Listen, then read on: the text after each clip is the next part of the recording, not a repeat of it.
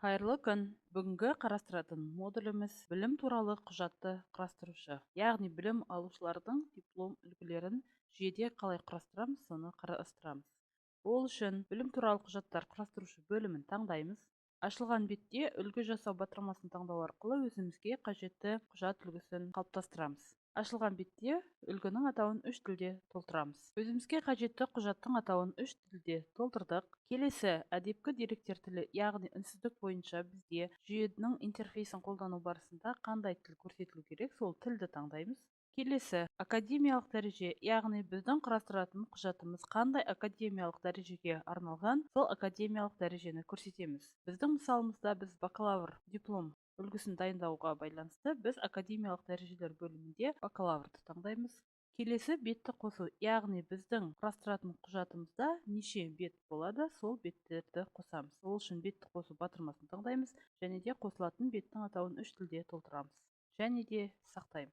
Біз өзіміздің құжатымыздың үлгісін құрастырдық.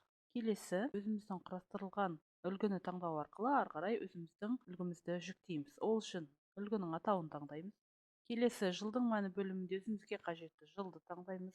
Білім беру бағдарламаларының тобын таңдаймыз. Келесі білім беру бағдарламасын таңдаймыз.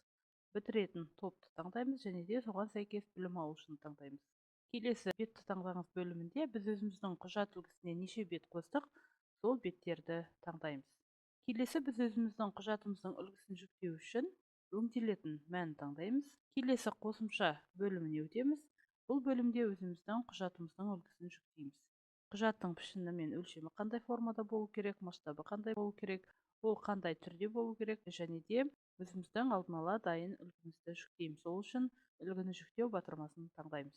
Біз өзіміздің үлгімізді жүктедік. Ары қарай осы үлгімізді өзіміздің құжат түрімізге сәйкес келтіру үшін 2 рет таңдаймыз және де өзімізге қажетті үлгіде келтіреміз.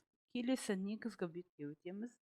Ары қарай өзіміздің ақпараттарымызды толтыру үшін, яғни бұл жерде бізде құжатымыз қанша тілде берілді және қандай ақпараттар толтырылу керек, сол ақпараттарды қосу үшін өрістерді қосу батырмасын таңдау арқылы өзімізге қажетті өрістерді таңдайтын боламыз.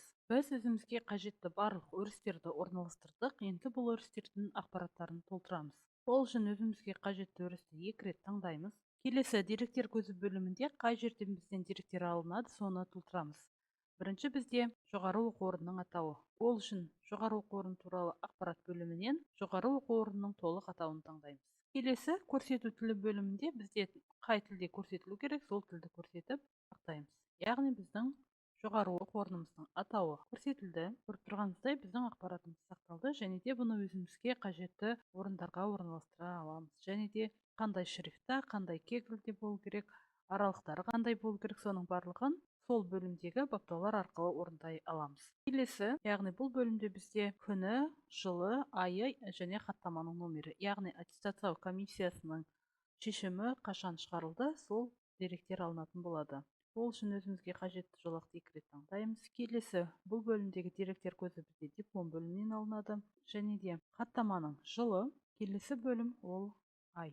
Келесі хаттаманың айы бөлімінде, яғни айды қай септікте көрсету керек, соны көрсетеміз. Егер де ол жүктелетін жағдайда, онда бұл жерде қай септікте жүктелу керек, сол септікті таңдаймыз. Келесі хаттама номері, бұл жерде де деректер көзі диплом және де бізде ол хаттаманың номері. Келесі бөлім ол білім алушының аты жөні.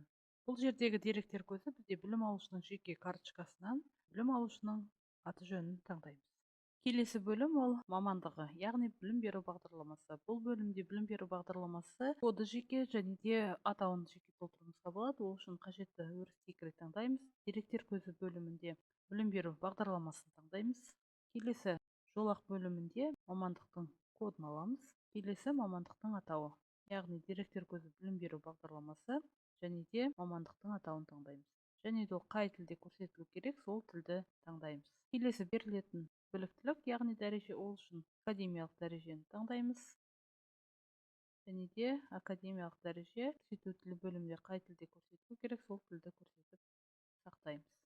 Келесі бөлім ол оқыту нысаны. 2 рет таңдаймыз. Деректер көзін білім алушының жеке карточкасы бөлімін таңдаймыз. Келесі жолақ бөлімінде оқу түрін таңдаймыз. Келесі көрсету тілін таңдаймыз. Яғни осындай ретпен біз өзімізге қажетті барлық тілдерде ақпараттарымызды толтырамыз. Және де әр тілде ақпарат қай тілде бейнелену керек, сол тілді көрсететін боламыз. Келесі төменгі бөлімдегі ақпараттарды толтырамыз. Яғни ректордың атын, тіркеу номерін, берілген күні, жылы және де қай қалада берілді, сол ақпараттарды толтырамыз. Ректорды қосу үшін 2 рет таңдаймыз. Деректер көзі бөлімінде жоғары орын туралы ақпарат және де жолақтан ректорды таңдаймыз. Келесі тіркеу номері.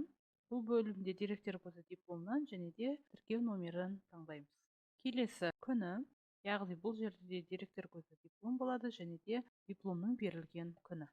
Келесі дипломның берілген айын таңдаймыз. Яғни бізге ол жазбаша форматта керек болса, жазбаша форматты таңдаймыз. Және де көрсетілу тілі қай тілде көрсетілу керек.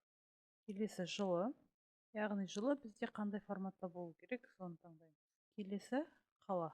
Ол үшін жоғары орын туралы ақпараттар және де қаланы таңдаймыз. Және де көрсетілу тілі, қаламыз қай тілде көрсетілу керек, сол тілді көрсетеміз. Осындай ретпен біз өзімізге қажетті ақпараттарды толтырамыз. Келесі бөлім ол дипломның сериясы және номері. Қойған жолағымызды таңдаймыз, 2 рет таңдаймыз және де деректер көзі бөлімінен диплом таңдаймыз және де дипломның сериясы мен номерін таңдаймыз. Өзімізге қажетті ақпараттардың барлығын толтырдық және де сақтаймыз.